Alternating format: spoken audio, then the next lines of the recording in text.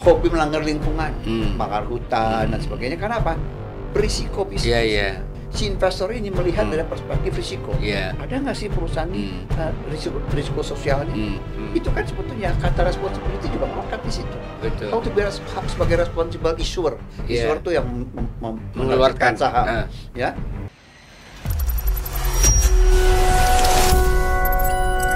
Halo sahabat CSR, apa kabar? Kembali bersama CSR Sustainability Corner yang di manage oleh CFCD, Corporate Forum for CSR Development. Berjumpa kembali dengan sahabat. Pada kali ini kita akan ngobrol-ngobrol lagi-lagi dengan Ketua Umum CFCD, Mas Tendi Supriyano MBA. Tapi topiknya sekarang kita perluas nih. Adakah kaitan antara CSR yang korporatnya jual saham dengan minimalkan risiko kepada si pembeli saham. Pembeli saham itu kan konsumen. Kalau kita bicara subjek CSR, salah satunya ada konsumen kan ya. Kemudian kita juga akan diskusi nanti ngobrol-ngobrol dari perspektif konsumen, termasuk sahabat CSR. Kalau ingin membeli saham itu kira-kira tipsnya seperti apa ya? Ini kita akan bahas dalam 15 menit mendatang. Apa kabar, Mas Hendri? Alhamdulillah. Assalamualaikum. Waalaikumsalam. Baik. Tambah bugar kelihatannya. Gimana nih? Tanyain apa lagi nih? Ya, sekarang di media sosial kita, saya lihat agak sedikit semakin heboh soal saham ya. Jadi saya kira ada baiknya juga dalam mengedukasi dengan sahabat CSR kita. Apalagi yang muda-muda, termasuk saya sendiri ya, saya belum jadi konsumen saham. Jadi kalau saya mau beli saham tuh nanti seperti apa. Tapi karena ini salah satu dari tindakan dari dunia usaha korporasi menjual saham, ini tentunya menurut Mas Tendri dari sisi definisi CSR ya, kan bagaimana meminimalkan risiko dari suatu operasi perusahaan. Nah, ketika operasi saham, apa aja itu yang dilakukan sebaiknya untuk meminimalkan risiko? Ya, penjualan saham ya sebagai bisnis meminimalkan risikonya kepada salah satu stakeholdernya pembeli konsumen. Nah, menarik nih CSR bisa merambah. Iya, bisa ke saham ya. Nah, jadi memang itu part of the responsibility. Yeah. Nah, di capital market itu ada kewajiban reporting. Annual report udah pastilah dulu ya. Ada juga namanya sustainability report seperti topik kita nih ya, CSR dan sustainability. Jadi bagaimana perusahaan itu udah dibeli sahamnya ya dilarang bangkrut dong. Dilarang bangkrut gitu ya. Nah, karena akan menimbulkan masalah dan kerugian. Nah, begitu juga artinya yang kita harapkan kan adanya growing. Nah, itu adalah responsibility atau fiduciary duty daripada seorang daripada manajemen di perusahaan. Itu kan sebetulnya kata responsibility juga melekat di situ. Kalau tuh biar sebagai responsible issuer itu yang mengeluarkan saham, ya. Nah, jadi kata responsibility itu juga sampai di sana. Karena apa? Negara juga melindungi mereka, melindungi investor. Nah, itu nanti kita akan berbicara soal integritas, integriti pasar modal. Nah, hari ini memang sedang menjadi isu yang lumayan, ya, menjadi perhatian ya. Karena sekarang hari ini beberapa hari ini menjelang tutup tahun biasanya menjelang tutup tahun ini ada kaitan dengan Desember akhir ini ya. Nah, biasanya ada apa ya, ada tutup tahun tuh ada kecenderungan dinaikin. Begitu ya. Jadi ini dari pengalaman saya lama. Jadi orang nanti berburu membeli ya. Membeli ya. Nah, itu kadang-kadang di make up lah kadang-kadang ya. Nah, hari ini itu malah flat, bahkan ada beberapa naik turun ya, gitu ya, banyak sekarang sampai turun beberapa kali terakhir ini ya gitu. Nah, itu juga menarik itu. Bagaimana ya sampai beberapa perusahaan sekuritas besar memberikan penilaian ya, komen-komen terhadap ekonomi Indonesia juga menurut saya kurang positif. Nah, ini barangkali ya tugas tugas pemerintahan yang baru ya, untuk bisa menjelaskan pada publik ya. Nah, bagaimana sih kondisi ekonomi kita sekarang? Kan isunya macam-macam. Ya, ada drain of cash, ya, liquidity-nya shrinking, bla bla dan sebagainya. Nah, kayak gitu, Prof. Nah, sekarang bagaimana sebagai sebuah perusahaan itu to be responsible kepada pemegang sahamnya. Nah, ini juga memang ada beberapa isu yang dalam rangka meningkatkan integritas pasar modal. Jadi pada waktu kita berbicara soal integritas pasar modal, basically kita berbicara juga soal risk management, tentang sustainability daripada perusahaan itu. Nah, itu sebetulnya rangkaian responsibility, dia bertanggung jawab kepada pemegang saham. Dulu pernah ya ada seorang ilmuwan Amerika bahwa tugas utama pemegang perusahaan itu adalah fiduciary duty-nya kepada pemegang saham. Mau rame lah, ya di banyak dihujat lah kira-kira ya. Nah, habis itu dihujat karena apa? Karena pemahamannya yang kurang komprehensif sebetulnya. Walaupun sebetulnya dari perspektif manajemen ya, fiduciary duty daripada seorang dari manajemen yaitu bagaimana merawat dan meningkatkan growing daripada pemegang saham. Kan mereka yang orang beli lagi gitu ya. Investor yang berkembang. Karena dengan berkembang itu juga berbicara para perusahaannya sustain. Itu juga take care of karyawannya. Jangan lupa, ya, stakeholder itu bukan hanya si pembeli saham di luar, tapi juga bisa yang di dalam dia. Itu ada karyawannya, anak istrinya, keluarganya, dan sebagainya lah. Ya.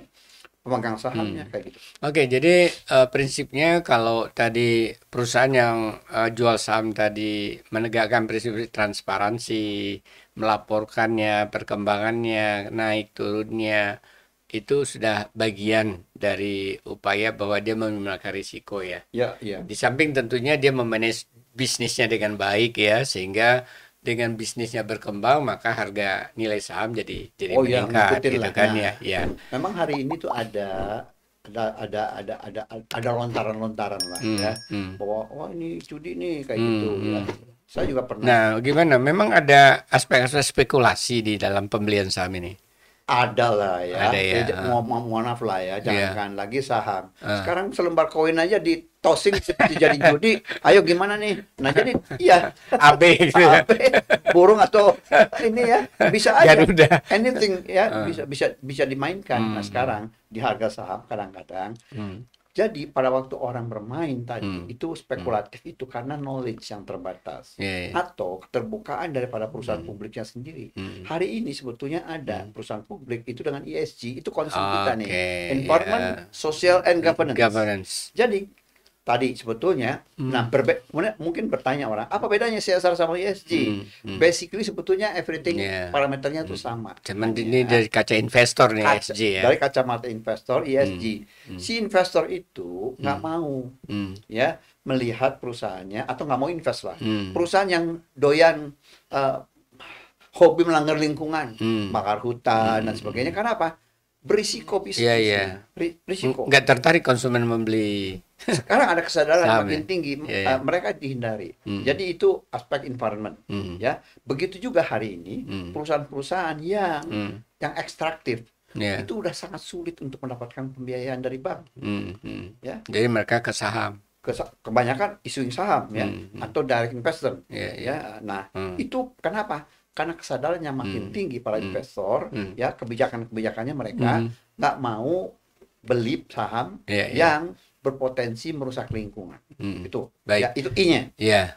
Sekarang S-nya juga, ya, kalau misalkan perusahaan-perusahaan ini, jadi si investor ini melihat dari perspektif risiko. Ada nggak sih perusahaan ini risiko sosialnya? Ya. Nah, kalau dari risiko sosialnya, daripada ikut gitu ya, demo dan aja, sebagainya, kan? Tutup penjualan turun, tutup, nah, kan lebih parah lagi. Nah, jadi itu. Dan kemudian governance. Tata kelola. Tata kelola. Sebetulnya isu tata kelola sudah lama. Even sebelum ESG mulai populer. Karena apa? Banyak kasus-kasus ya make up yang laporan keuangan, ya. Pura-pura bagus ya. Pura-pura bagus di make up lah ya.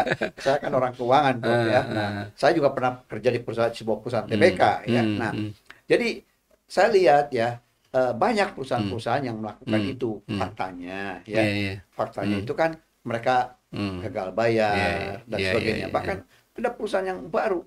Nah, inilah persoalannya bahwa ya pada waktu Pak Prabowo, Pak Presiden itu minta supaya korupsi ditiadakan gitu lah ya.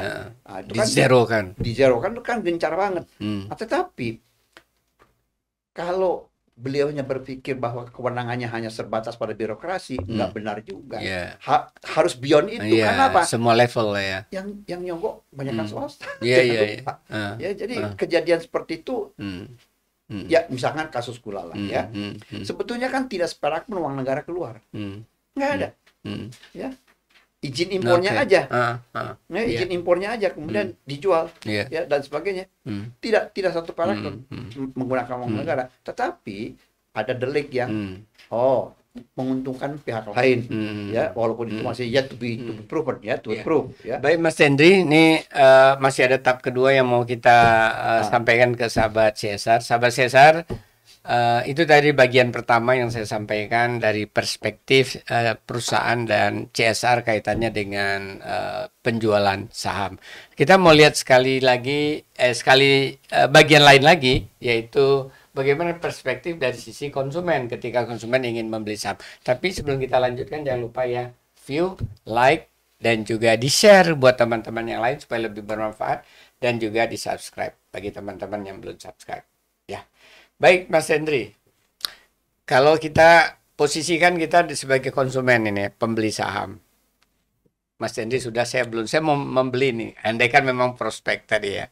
Karena jadi bayangan saya dari cerita tadi, kalau perusahaan ini bisnisnya hebat, top, berarti kalau saya beli saham dia, ini nilainya nggak akan turun gitu ya. Pasti tetap atau naik kan gitu, bahkan naik terus. Nah, kira-kira bahasa sederhananya kalau ingin menyampaikan kepada konsumen, sebaiknya gini loh ciri-ciri tips kalau ingin membeli saham supaya aman gitu.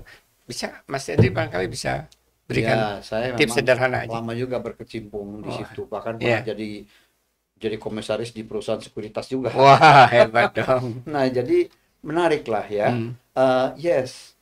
Bahwa manajemen itu bertanggung jawab ya untuk mempreserve the value, bahkan improve the value, growth-nya. Nah, itu bagian daripada tanggung jawab. Jadi konsumen melihat apa? Satu? Ada. Ya, kalau mau lihat ya fundamental bisnisnya dulu lah. Yang pertama itu kita lihat, misalkan kita lihatlah ya, apakah kalau misalkan di perbankan, kan banyak perusahaan-perusahaan yang big cap. Misalnya ada BRI, ada Bank Mandiri, BMRI, apalagi bank-bank BUMN, pasti jaminan pemerintah. Ya, itu kan relatively ya, mereka market leader, itu nomor satu. Kemudian market kapitalisasinya besar. Nah, sehingga tidak terlampau rentan untuk diserang sama pemain-pemain yang nggak benar ya. Ya, mohon maaf lah ya. Sekarang kan juga berkeliaran lah bandar-bandar ya, kita sebut bandar-bandar itu ya yang suka memainkan harga saham. Nah, karena lepas dari fundamental, kenapa bisa begitu? Karena lepas daripada fundamentalnya. Kadang-kadang dampak masalah-masalah psikologi itu syarat tuh dengan masalah-masalah psikologi ya di situ. Ya, Amerika gonjang-ganjing, di sini terpengaruh kayak begitulah. Politik ya. Politik juga terpengaruh. Jadi pasar paham suka sensitif. Tapi kenapa sensitif? Karena orang melupakan fundamental. Sebetulnya kalau misalkan kita lihat fundamentalnya, misalkan sekarang kita lihat kasusnya BRI lah ya misalnya. Kan ini perusahaan untungnya berapa puluh triliun. Ratusan triliun bisa jadi. Bisa jadi. Iya kan? Nah, bayangkan lah. Nah, bagi dividen aja 20 triliun hari ini. Nah, artinya secara fundamental ini kuat, marketnya strong, ya kakinya udah di mana-mana seluruh negeri gitu ya. Fundamentalnya bagus, nah juga manajemennya ya manajemennya prudent kan.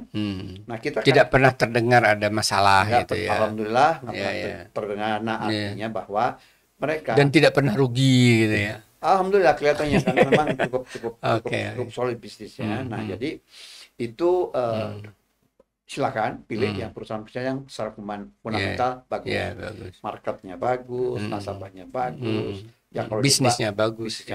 Nah, artinya banyak juga perusahaan-perusahaan ya, itu saya baru ceritakan dari berarti juga nama-nama perusahaan yang memang dia punya nama besar dan sudah lama ya. Betul. Justru kita curiga kalau ada perusahaan baru dia jual saham murah tuh dibilang sebentar lagi naik dan dibuktikan naik, tapi belum jaminan juga itu kan ya?